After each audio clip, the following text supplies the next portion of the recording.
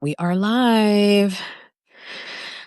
I am thankful to be here another Monday. We are, um, I am live. Hi, Sarita. Code and Crayons. That's a cool name. Hello. Um, anyway, thank you guys so much for being here with me. Happy Monday to you. We are here for another episode of Leading Through the Cracks, where we have real stories, whole women, and transformative leadership. And today I am here with Janica. Janica Davis. Did I get your last name correct? Janeka. Most people call me Oh, Jay. Yeah. oh, Jake. Okay. Oh, I had it on the wrong syllable. Jane. It's Janica. J- Janeka. Janeka. Okay, but most people call you Jay. Janeka. Okay. All right. Well, we are here with Janeka, who goes by Jay, and today we are talking about cultivating bravery. And before I even get into that, I just want to say for those of you that have not been with me before, um, these episodes came out of just a desire to have real, honest, powerful, sometimes very raw conversations with other women. And um, Jay was one of the people that I don't know about you guys, but when I first came on Substack, I just was so in awe of the way people were connecting and just like connecting at a deeper level than I had seen on a lot of other social media platforms. And so I just kept making my little running list of people that I wanted to connect with deeper and have some of these conversations with. And she was one of them. And we are finally able to connect today. And I'm so excited about it. So thank you for being here with me. Um, so, today we're talking about, like I said, cultivating bravery.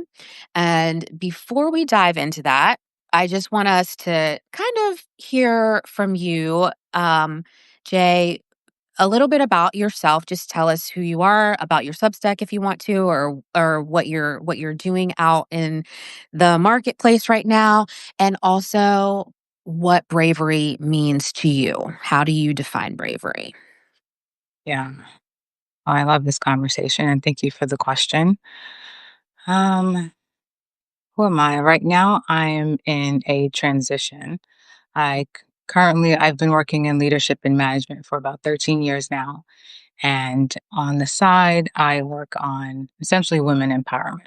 So right now, I'm focusing on ambitious working moms who are juggling multiple responsibilities, career, entrepreneurship, marriage, and the caregiving role. Mhm. So the work that I do is essentially helping women reconnect with themselves by reclaiming their voice, by reclaiming their power, and really getting a sense of clarity of like, who am I in all of this? So I know we often hear about how women lose themselves in their relationships or lose themselves in motherhood. So a lot of the work that I do is teaching women how to anchor themselves in their being so that they know how to navigate all of these different environments, all of these different spaces. And then when she's overwhelmed and she's exhausted and she's tired, she knows how to come back home to herself to refuel because then she has to do it again every single day for the rest of her life. So then teaching them how to come home to the self. Mm, beautiful. Thank you. And what does bravery mean? I mean, I'm sure bravery can mean so many different things for so many different people. For me specifically, bravery is essentially really tapping into what I know to be true. And what I know to be true is that it's important for me to do the right thing. And what does the right thing look like to me? For me, it's a sense of justice. So I worked in management for a long time, so I have a really deep sense of fairness. I treat all my staff with a sense of fairness, and they all see this. There's no favoritism. So to be brave is to speak up when people don't feel comfortable speaking up, but something needs to be said. So saying something, maybe you might be the only one who might say something. So knowing you need to say something because it will change the culture of the environment. Mm, So being brave is really trusting yourself and knowing that what you're doing is for the right reasons, and it's because it can change lives, it can change organizations, it can change your own life. And being brave is just doing that every single day, whether it's at work, whether it's at home, but and most importantly with yourself, because we don't really talk about the relationship with ourselves. We often talk about the relationship with others. But I think we are in an era where we're being challenged as a human species to really go home to ourselves and to really figure out what does that mean to come home to myself. So even that's a sense of bravery. What does it mean to go within? mm. Because everything starts within. And I think that this is the era that we are in, where a lot of relationships are failing because some women are not speaking up, not speaking your truth. You're telling people what they want to hear. That's not what we need to be doing. People need to hear the truth even if they don't like it. But I always say there's a way to communicate the truth without triggering people's defenses, right? You can communicate honestly and respectfully and still, hold your own and still be that person that you want to present as professional, respectful, loving. Like, as someone who's been in leadership and management for 13 years, that's the kind of respect I get here at work. And I work in a male dominated space. I'm like 1%. I'm like the only Latina and who's in the management space, the only Latina woman. So bravery is just doing those things you believe to be right because it's the right thing to do. Yeah. Yeah. Um, I love that. I think, for me, much of what you said, similar. In a lot of my work, it's with women who are, um, they are feeling lost and they are feeling, a lot of them are feeling like they've they have something to say or something to do in the world, but they are feeling like because they did this or because they're this age or because this happened, there's this cloud or of confusion and heaviness around being able to step into their truth, to be able to step into what they are feeling called to do. And so it feels big and it feels heavy and it feels like, they can't pull at that one first step. They can't really decipher what that is. And sometimes it is that they do know what the first step is. They just need to trust, like you said, they need to trust themselves. They need to trust that inner knowing that we have to be able to step into that. And that's kind of where my work has led me with women and women's empowerment. I really deal with getting clear in what your purpose is, getting clear in why you are here and how you're going to move forward in your why in this season of your life, because it can look different in different seasons of life, right? I believe that your why and your purpose, your calling doesn't really change, but how it manifests can change and it can look different for you in different seasons of your life. And so it's about trying to help um bring that clarity and then the strategy that goes with it, which bravery is a backdrop for all of that because you have to be brave. You have to kind of let go of some of those fears that come to try to keep us from moving forward in the ways that we should or speaking up in the areas that we need to speak up in. Mhm. So, yeah. It seems like we're very much aligned in terms of, Yes. and this is very important work. I see it in a lot of women who struggle and a lot of women in leadership positions. Yeah. Uh, you know, that piece is so important. I'm glad that you're doing this work too, because it's going to take an entire community of women to help, instill that sense of knowing. Well, not even instill, they have it. It's just a matter of like, finding them. You have it. You just Mhm. need to do it, you know. And just recently, there's this professor, her name is Dr. Lisa Miller. She's the founder of a program called the Spirituality, Mind and Body. It's not even a program, it's an institute. It's at Teachers College. And she was recently did an interview. I'm very much a spiritual person. I'm not sure if you are, but that'll Mhm. work. Yeah. So she recently did an interview and she was saying how women are 50% spiritual. She said all people are spiritual, but women are 50% spiritual. And she said if women don't tap into spiritual knowing, there's a we get depressed. And Mm. she said, yeah, and she said like men they'll be okay somewhat ish, but women have to count on it. And I think from personal experience, from being in management, what I've observed is that a lot of women are not tapping into it. They are, but I think kind of like when we come into these spaces, we'll talk, but are you doing it out in your Right. relation? Are you doing it out in public? Are you integrating all these parts of yourself, not just doing it here secretly on the side? Mhm. Right. So that's also the piece of like bravery. It's like, how can you bring your full self into all these areas of your life, not just in Yes. piece where you feel safe or not just in this one environment where you feel safe?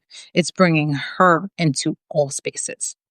Yes. Yes. I so agree with that. I had not heard the actual statistic as you mentioned about that, but I do know that in my work, that is one of the things that I focus on a lot. I talk to women about us being triune beings. We're spirit, mind, and body, and all of those pieces of us Mhm. need care and nurturing. We can't leave one behind. We can't not feed one of those areas. And I do find that, as you said, sometimes, when we come into these spaces and we have these conversations, we talk about it. We share our thoughts. We share kind of the different strategies, the techniques you can use to tap in and to, go in and reflect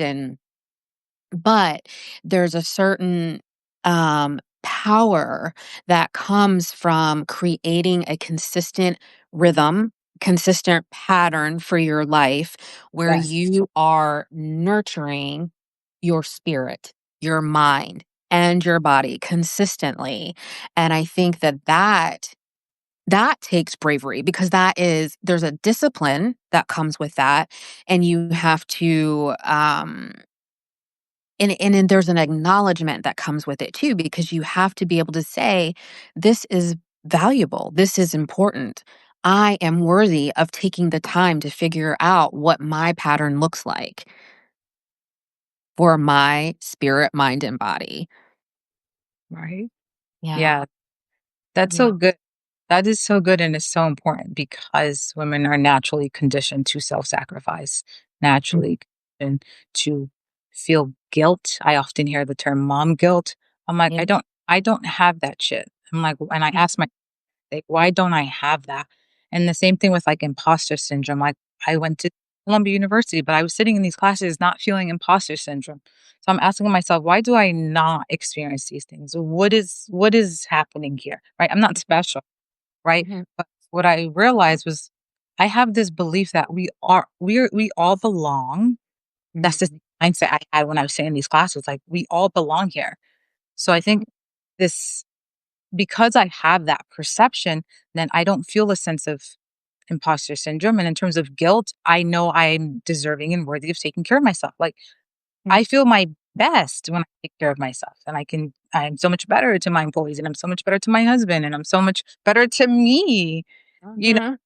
this intrinsic understanding that I'm a priority and also I have a list of 5 priorities. At the top of that list is me. And I know, Mhm. yeah, Mhm. it's like it's Mhm. me. I'm at the very top. And why is it me? Because I need to hydrate. How many people forget just to drink water? Hello, listen, okay? Like, so many people don't even remember to drink 2 glasses of water.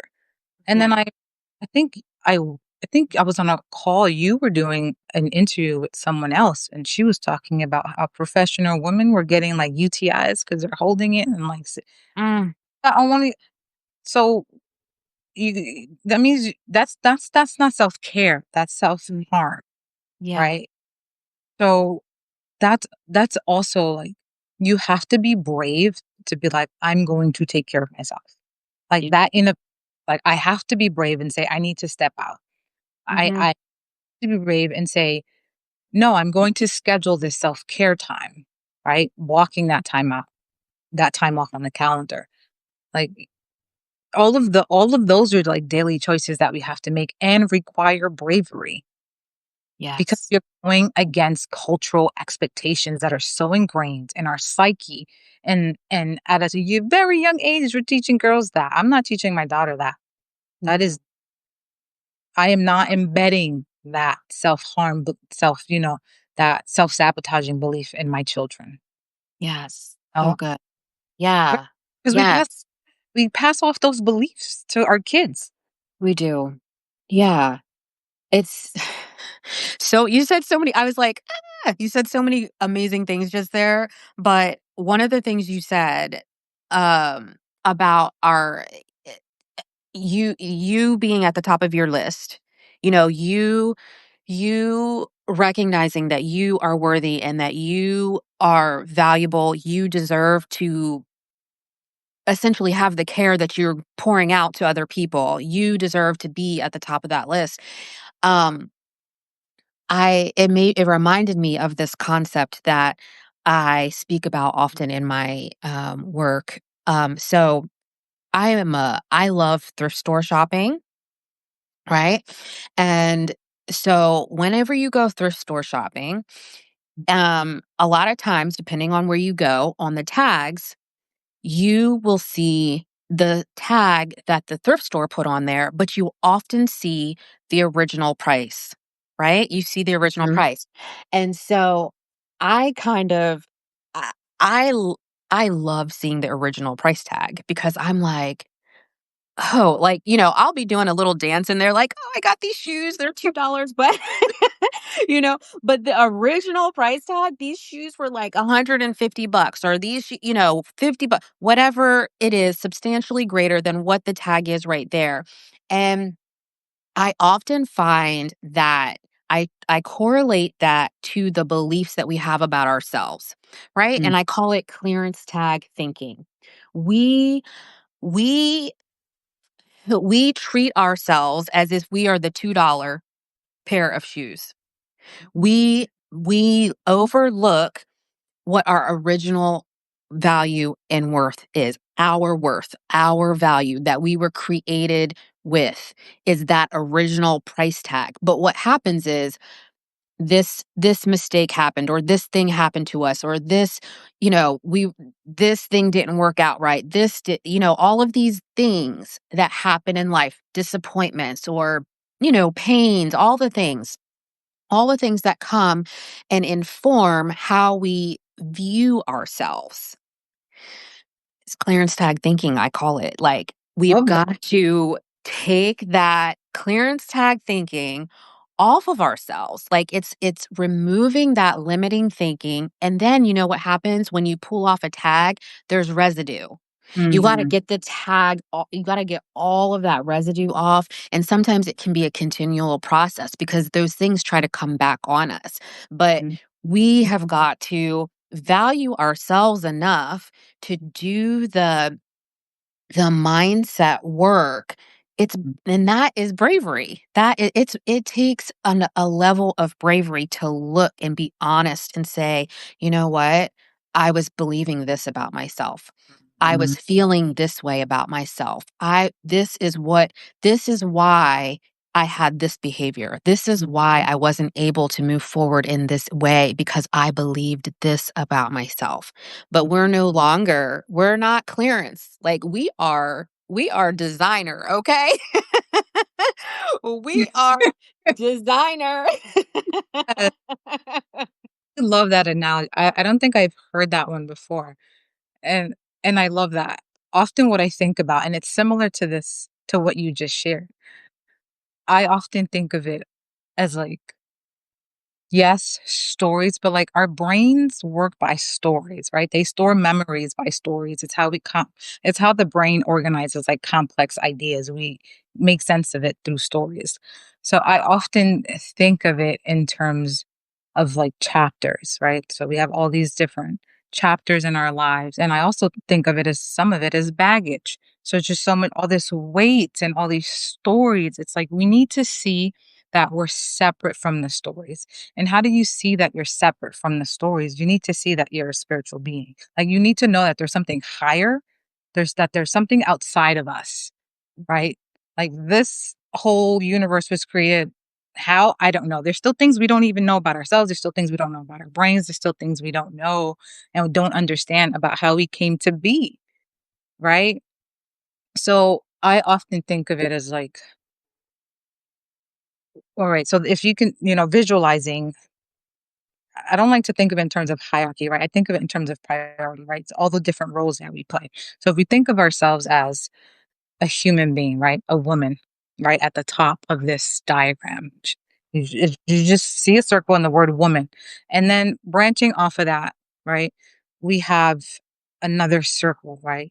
And then there's a lot of other circles that are branching off of the woman, right? These are all extensions of her. So in each of those circles, we have the mother, we have the wife, we have the sister, we have the cousin, we have the grandmother, we have the friend.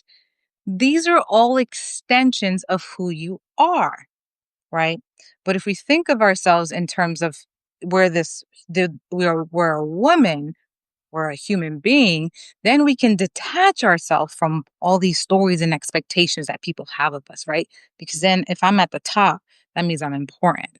If I'm at the top, and not in terms of hierarchy, in terms of priority, if I'm at the top, then I know that I have to take care of myself because I can't be better for anyone that is counting on me on that lower level, right?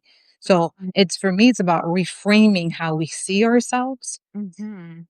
and that reframing, it's what then reminds us, so wait, I am good enough. Wait, I am important, right? Because if we don't think of it that way, and then you take one of those circles and take the mother circle and replace it with the woman at the top, then you are that role. I'm a mother. You're functioning from, I need to give everything and everything to my children. And then you sacrifice everything. You're like, well, what happened to me? Well, honey, you forgot about yourself. You threw your circle out. And it may not have been intentionally, right? But that's the Right. culture teaches us to self-sacrifice. So you Mhm. need to remember that, right? We need to remember that there's a cultural script that's been pre-written for us, and that the culture wants us to teach our young children. So it's like once you realize that these are scripts that have been socially constructed that they want us to adhere to, then you realize, wait a minute, I can create my own. And not only can you create your own, but there are universal laws that Mhm. it don't matter where you live in the world that people adhere to. You want to be an honest person, most people, right? Those are good values. So you think about what are the universal values? Love, honesty, respect, right? We can live by that.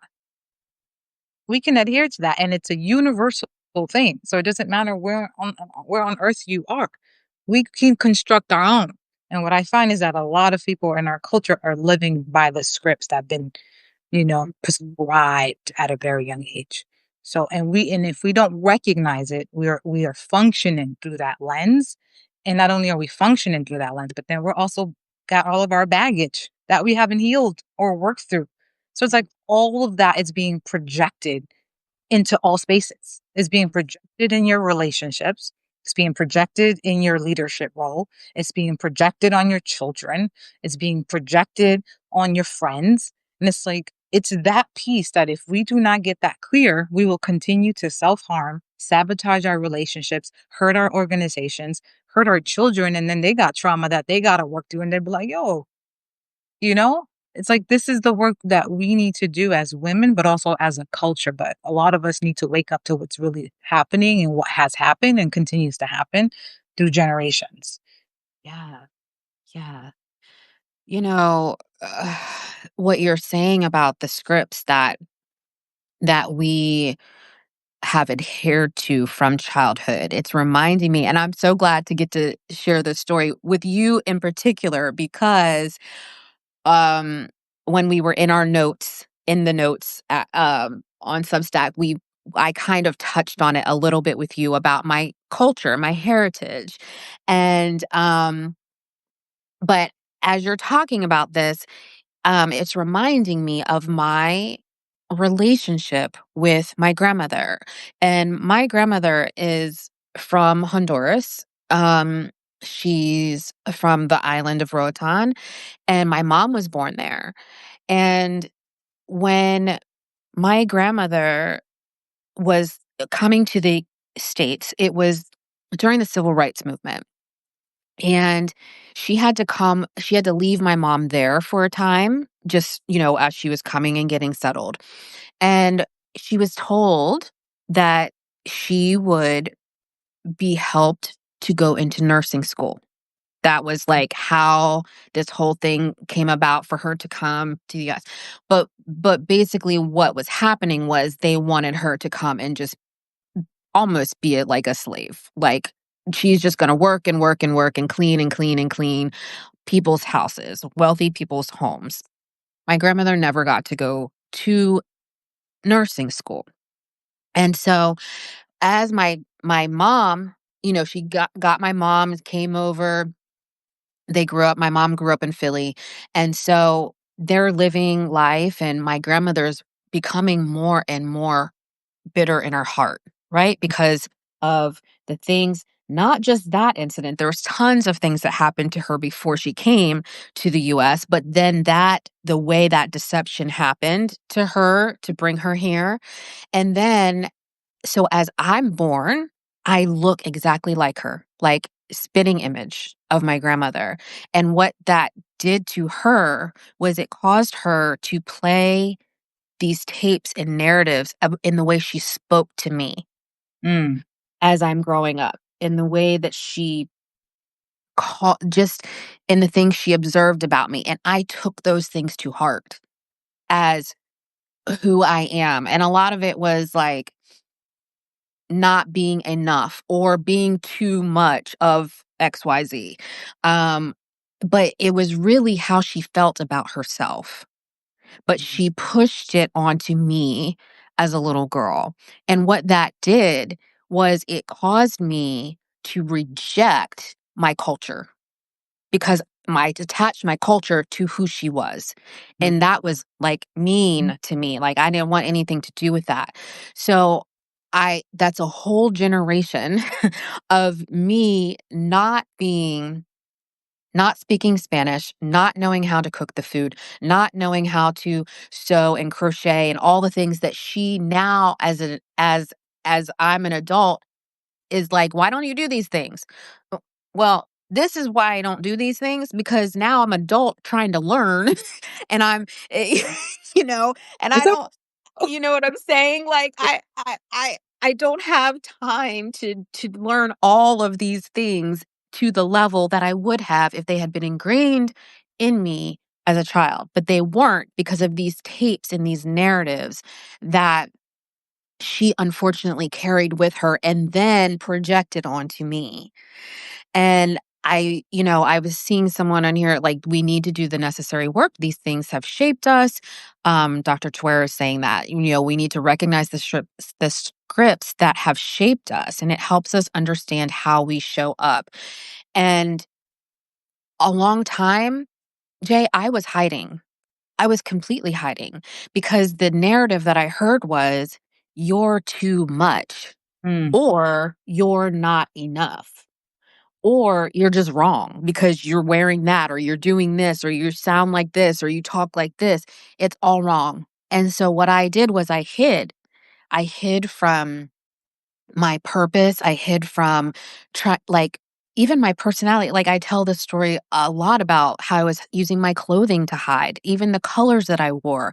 Like there was so much that I didn't understand. I did not recognize that it was because of the scripts and the tapes that I had embedded in me from from early childhood, but it really was. And then when you lay on top of that the different experiences that we have in life on top of whatever those original scripts are or were, um, it causes you to shrink yourself.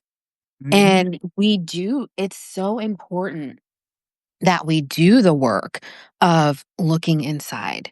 That's that spiritual part of us, and looking inside, nurturing, seeing like what is it that we're really believing about ourselves. And that can be scary work sometimes because you can uncover things that don't really feel good, but you have the power to rewrite your narratives. You Right. have the power to create the scripts that you live by today. That is so powerful, and you said so much. I'm like, where do I begin?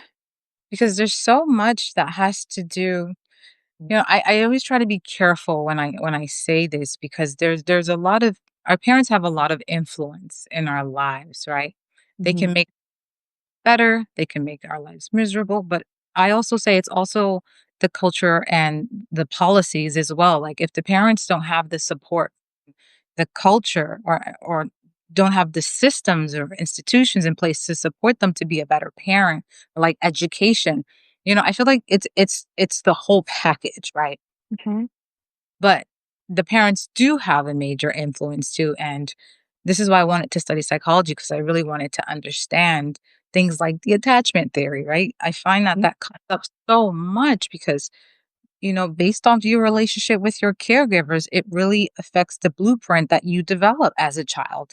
And then you don't have the cognitive development to really understand how to process what's happening because it's very complex. There's so mhm. many dimensions to us. We have an emotional dimension, a physical, a psychological, a spiritual. It's like if no one explains that we're that complex and that it's normal to be that complex, that we have to be that complex, in order to thrive and continue to evolve as people, then how do you make decisions that are good for you? Or how do you recognize that some of the decisions you're making are informed by your past? Right? Sometimes Mm, we have, information stored in our cells and our psyche. And there's even something called epigenetics that I was reading about where, we can pass on traits to our children, like our kids can have our hair, our eyes, right? But we can pass off behaviors too that get stored in the cells. So it's like, that's extremely complicated. How do you explain that? yeah, You yeah, know, you absolutely. that showing up in your relationship. But I think, if we once we really start to unpack this, try to really make sense of it, we're never gonna know like the answers to things, right? But what I do believe is that intuitively, we all have a knowing of what's right. Mm, Like there are times when we just know what to do and we don't know how we know, but we know this is what I yeah, need to do, what I'm going to do. And then there's conviction and then there's power behind that decision that's going to be made. How do you know that that's the right decision?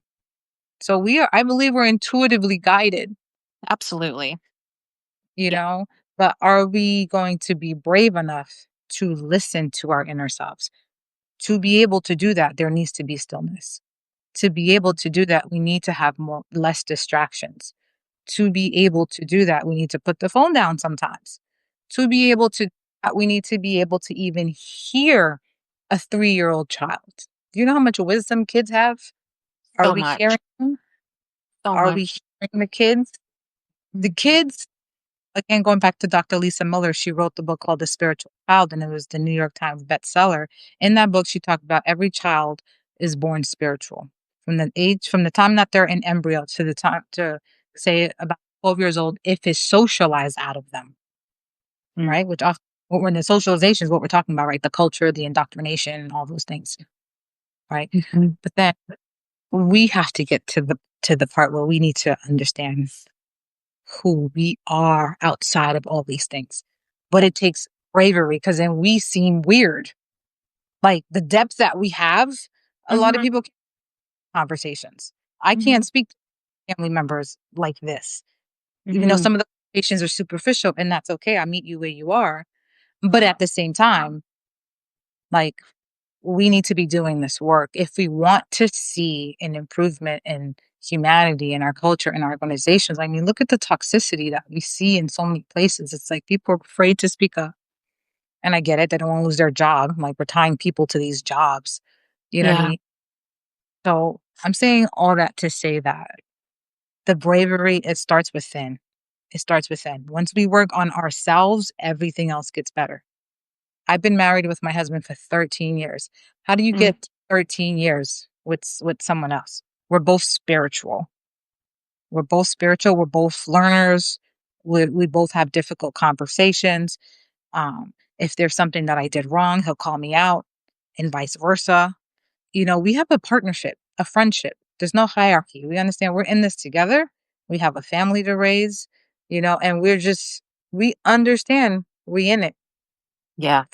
long haul, right? Yeah. And if you think about that dynamic, you can have those relationship with other people. Yeah.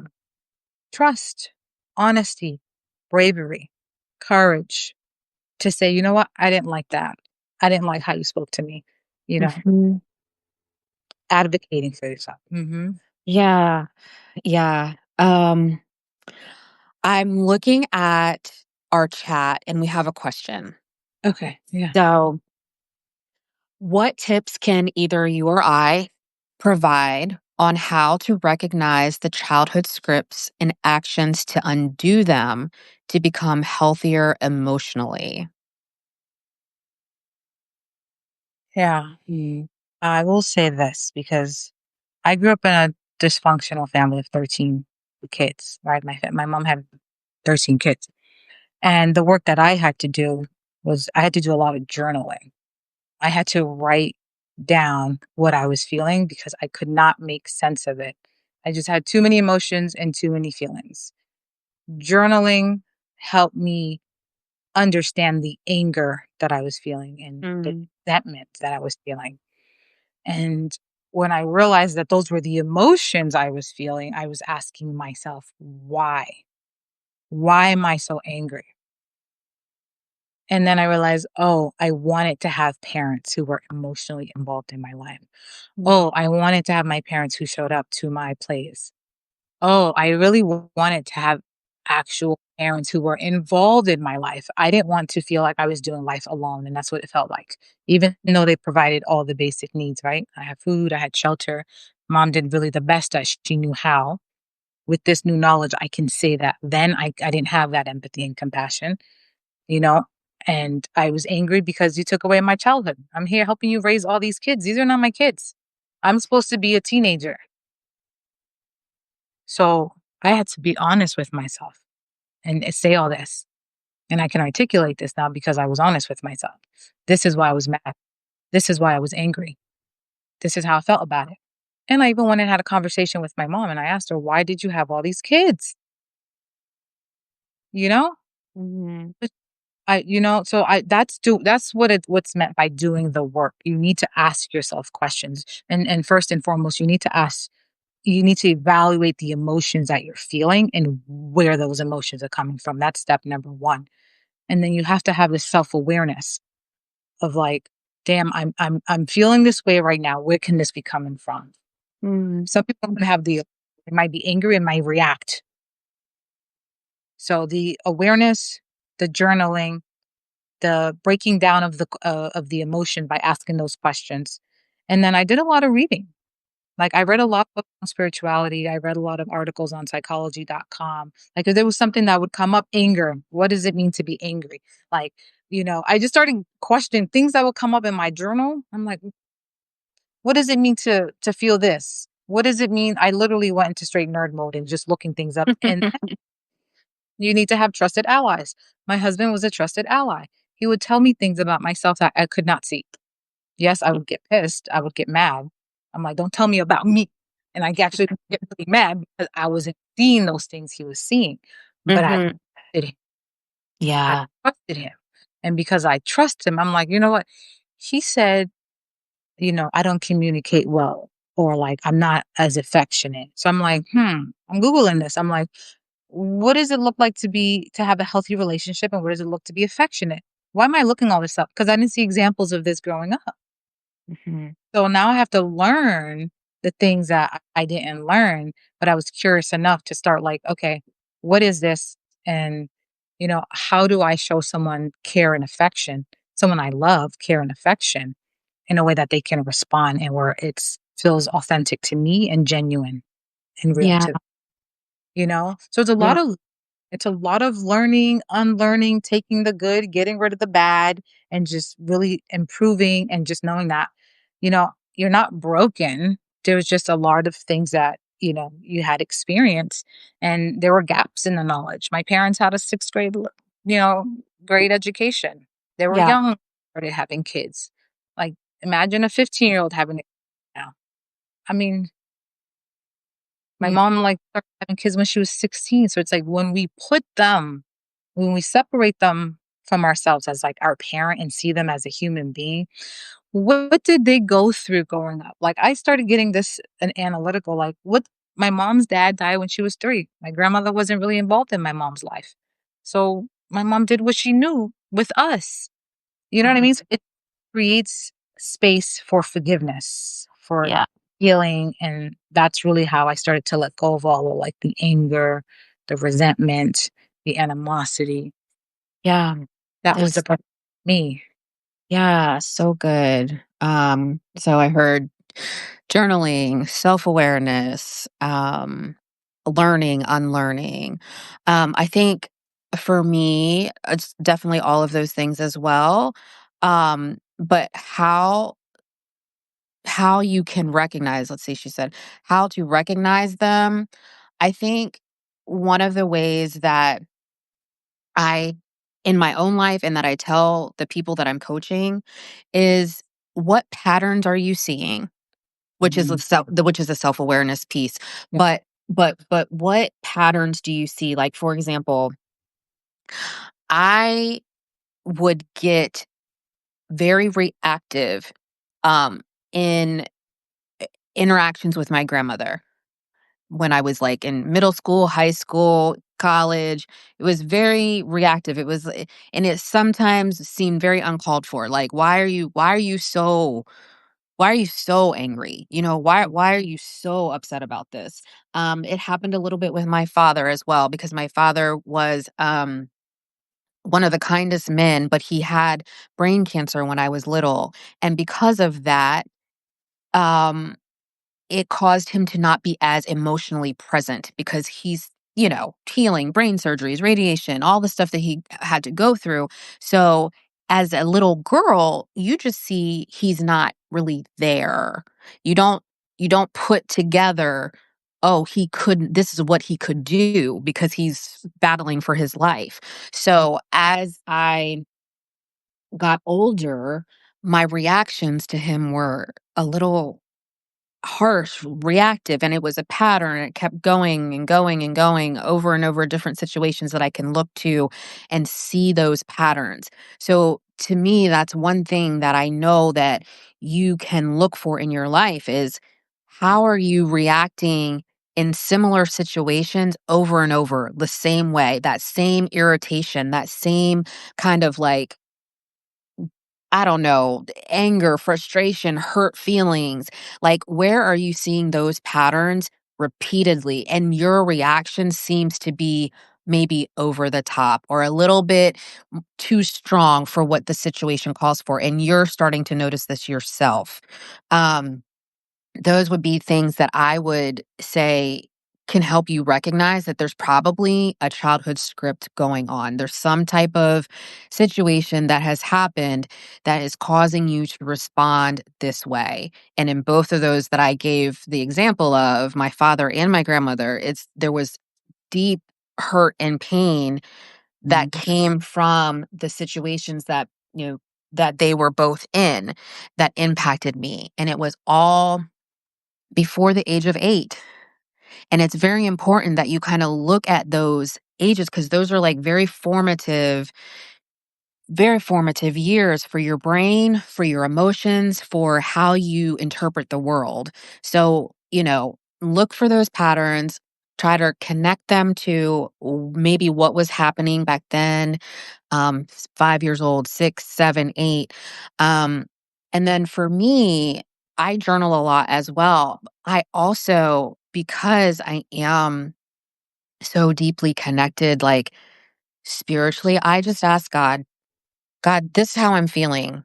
Mhm. I don't know where this is coming from. Can you show me? Can you tell me?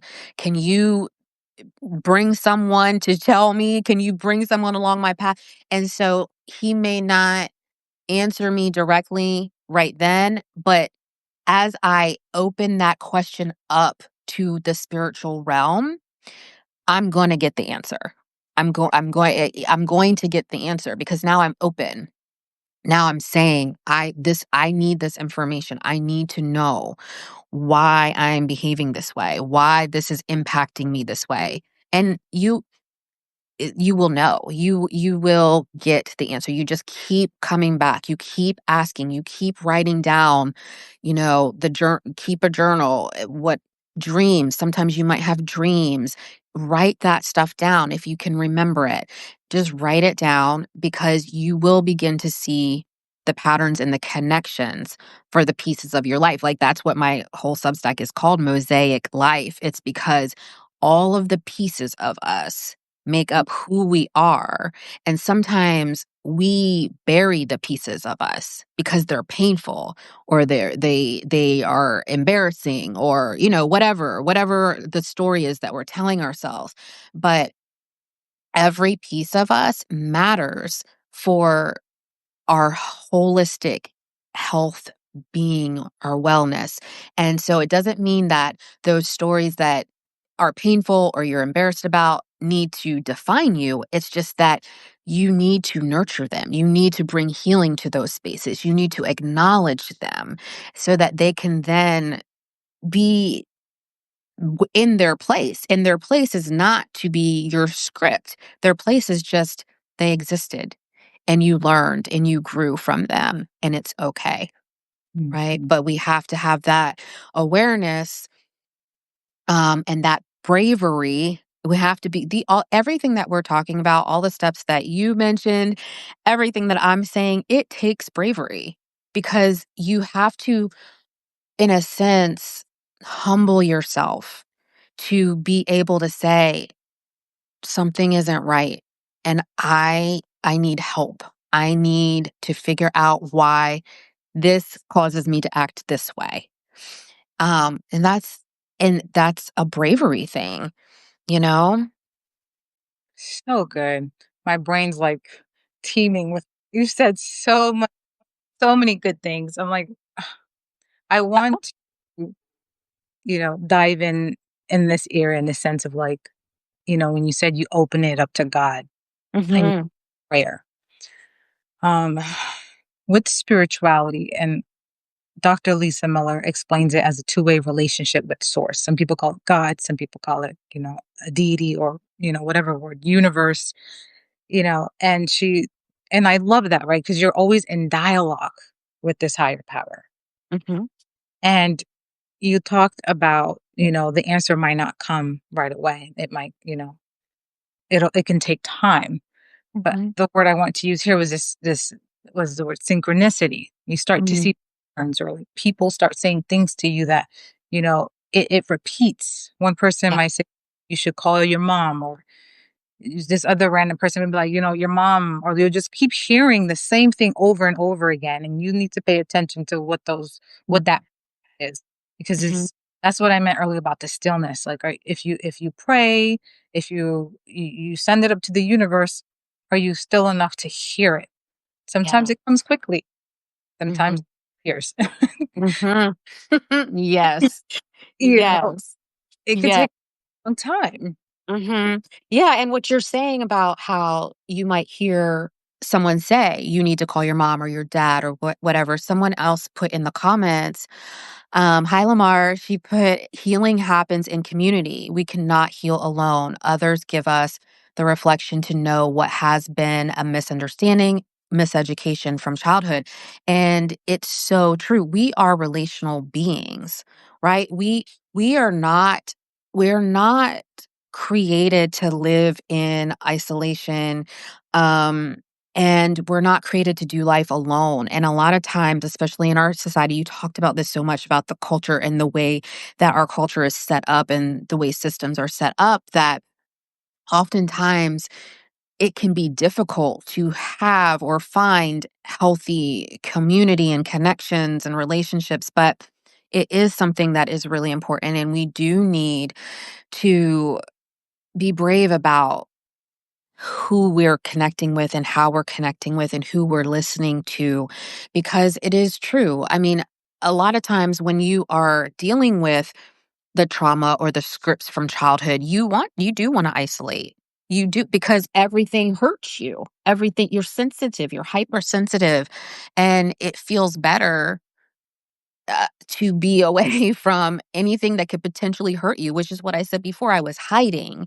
I was hiding, and I wasn't necessarily um isolated from people, but I was not allowing people in to me. I was taking on Mm, the role of I'm going to be the helper, which I am, but it came to a maybe an unhealthy way, an unhealthy frame maybe because all of my education, everything that I've ever done, every role that I've ever had has been as a therapist or a coach in some way shape or form, a community mentor, whatever. It's always been I'm pouring out onto other people. And mhm, so I can remember seasons of my life where I was really hurting and I was in a lot of pain. I just threw myself into that, into community, but not into community that fed back into me. It mm. was into community that I just constantly poured. I constantly poured out. I constantly poured out because that is part of the script. You're not enough. You're not, but if I'll be enough if I keep doing this, I'll be enough if I keep pouring out and it looks good because it looks like I'm doing good things. And I was doing good things, but to whose detriment? Right, at your expense, right. Mhm. Mm, Yeah.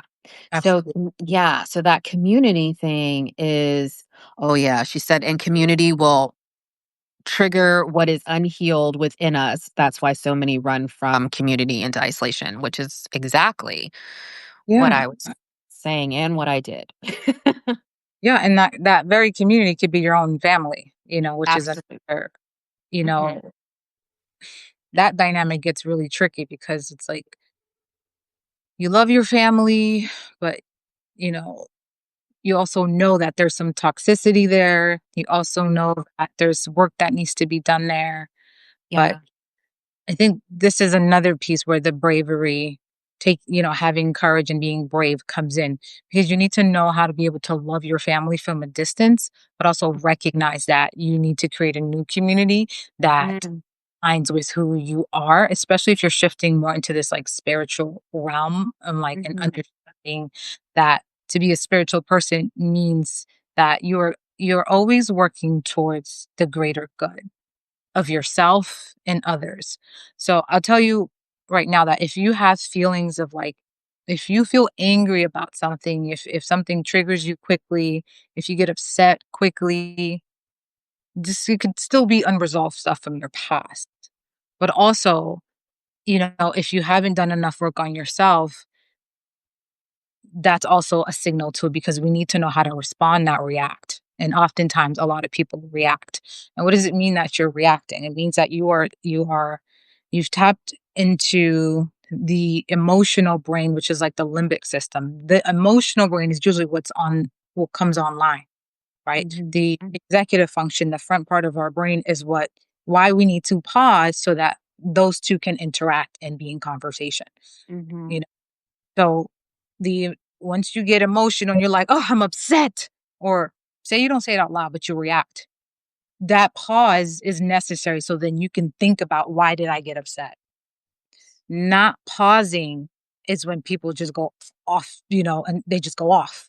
They're arguing, they're upset, they're deeply in their emotions. But had you just taken that moment or even just take a breath to calm your nervous system, then you can think about how you're going to respond, not feel how you want to react, right?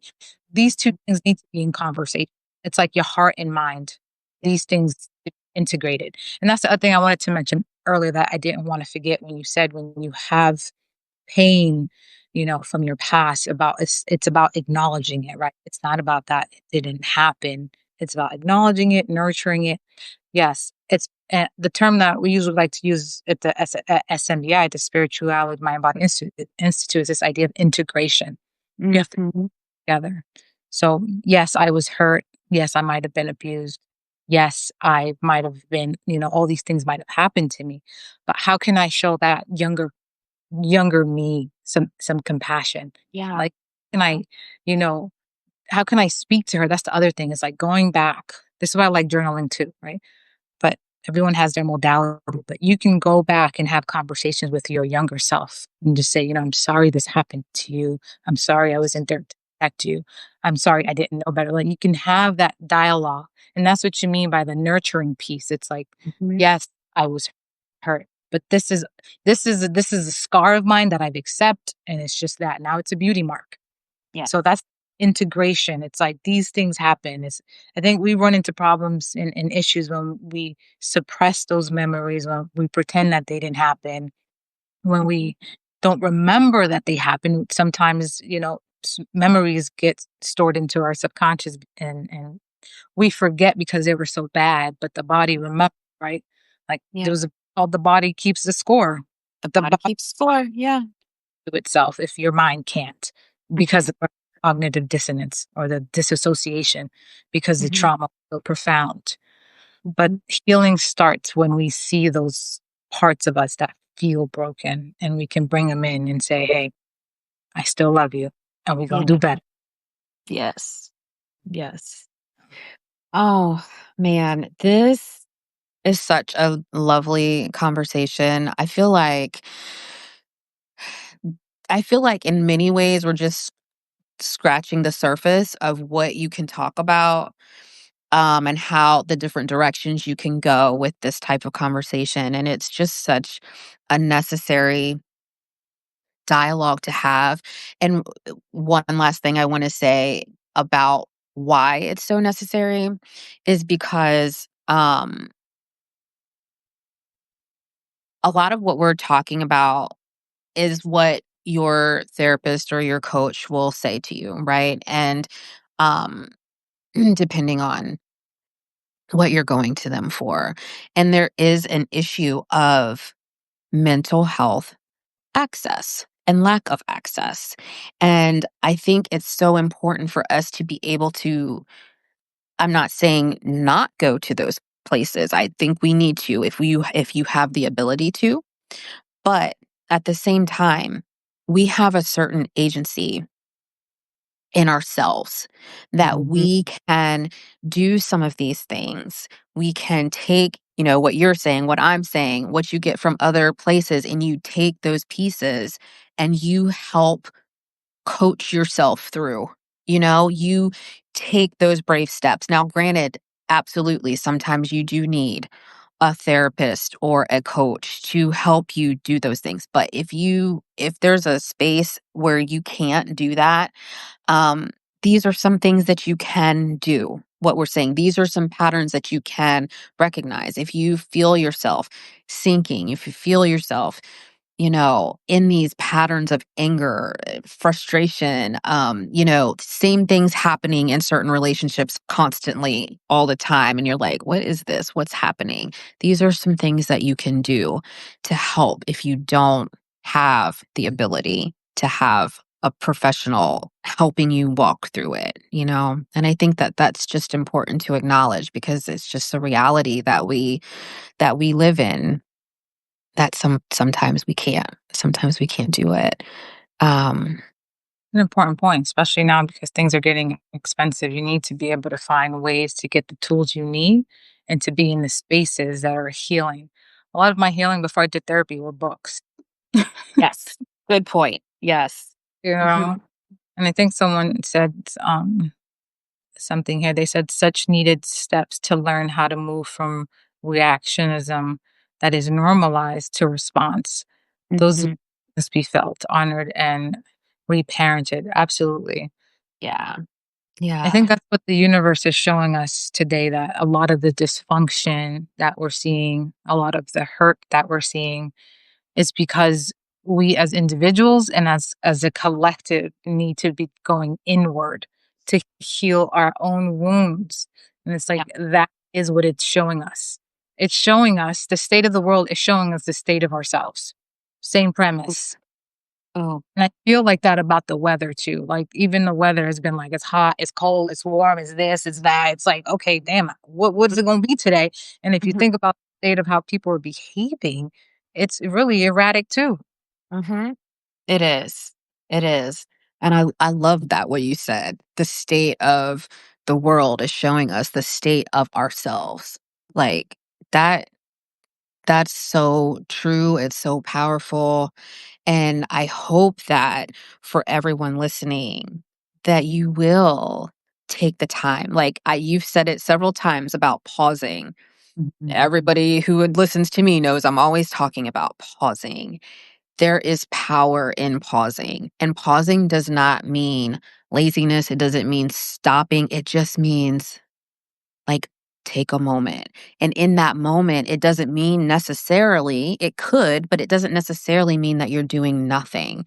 And I think a lot of times I hear that guilt like, "Oh, I can't stop. I can't do nothing because I have all this stuff to do." But it's not that you're doing nothing. It's that you're taking this time, this powerful pause to connect with yourself, to give yourself what you need, whether it's water, whether it's journaling, whether it's movement of your body, whether it's music, whether it's diving into a book or the Bible or whatever spiritual, all of these things that we have access to that can nurture us, that we know, a lot of us know that these things exist. We know water exists.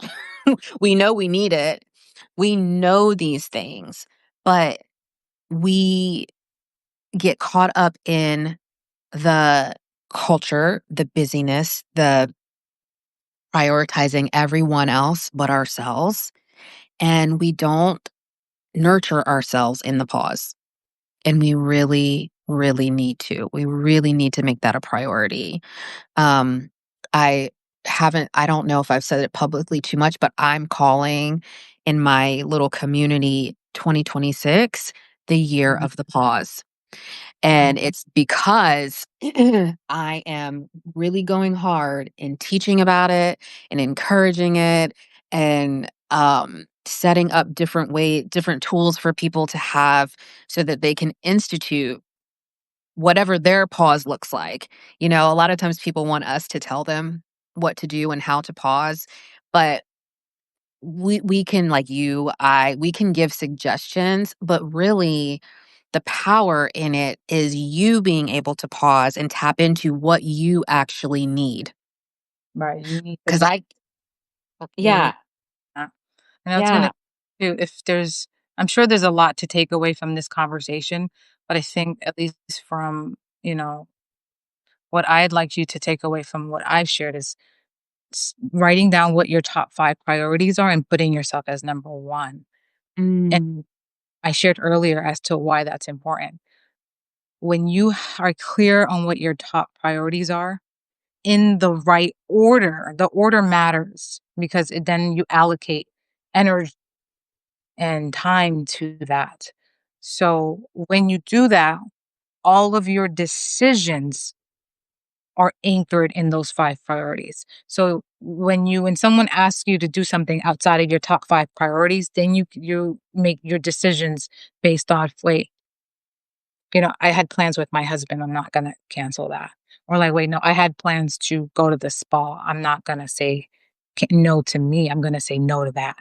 You know what I mean? So it's like you need to know what your top 5 are. If not, you're gonna be scattered all over the place and saying yes to every damn thing that you really meant to say no to. So what are your top 5? Put yourself as number 1, and then you'll remember to drink your damn water and carry it with you. You'll remember to sit silently, enjoy your 5 minutes. I do micro breath work. Like, I'll just go into mhm, and I'll just sit 5 minutes and I'll breathe. mhm, I'll just sit quietly. and I refuel in increments of 5 minutes. Because sometimes I just don't have time. I'm just so busy. But within the busy, I'm gonna find my time.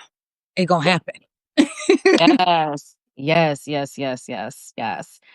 I love that. Thank you for recapping, because when you said that, the circle, your circle, putting you at the top, I could see, like, I could see it as you were talking.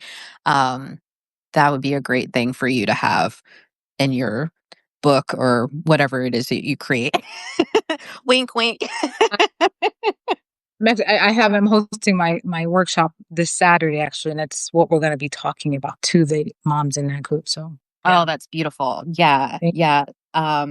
And I think for me, I want people to remember the concept of clearance tag thinking, like really understanding the scripts that you are um living by, and the worth that you believe you have or don't believe that you have, because that really plays out in how you operate.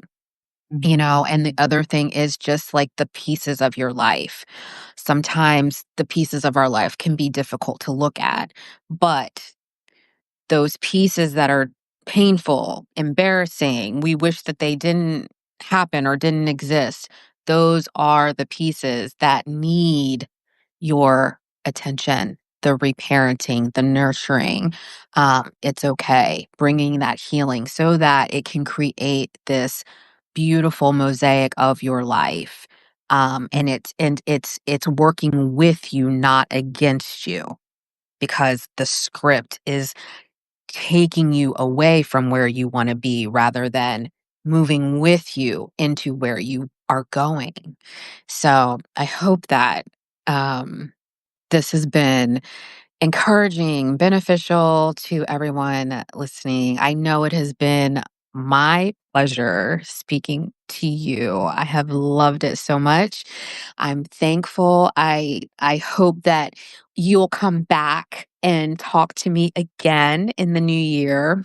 And I'm love just yeah, yeah, I think it's going to be um I think it's a beautiful connection for so many reasons that I didn't even talk about on here, but it's a beautiful connection, and I know that for sure. Um, okay, everyone is on their own self-prescribed healing journey. We have the wisdom within us. Others are reminders of what we already know, what our bodies know, being remembered. Yes. Yes, yes, yes. That's like a great sum up, right? We're all on this our own journey. We're just here helping each other, you our know? to So, in the collective unconscious. That we are all mhm, puzzle. Every single one of us plays a part. absolutely. Mhm. Absolutely. So, everyone, thank you so much for being with me today. Um, usually I'm here every Monday. Next week, I'm going to be with you on Wednesday because of some travel. So it'll be happy Wednesday next week. And my guest is going to be my sister. So it should be a fun and fiery, my sister's a Spitfire, so it's gonna be a fun, fiery conversation, um, about purpose and pivoting, and some bravery will probably be in there as well, but, it's gonna be great. Wednesday morning, same time. So, again, thank you so much for being with me today. It's been a pleasure. I will see you guys next Wednesday, and, we have to have Jay back with us, so she will be back, and it's going to be a fabulous conversation when she is. So, everyone, have a fabulous week, and we will see you next time. Adios. Bye.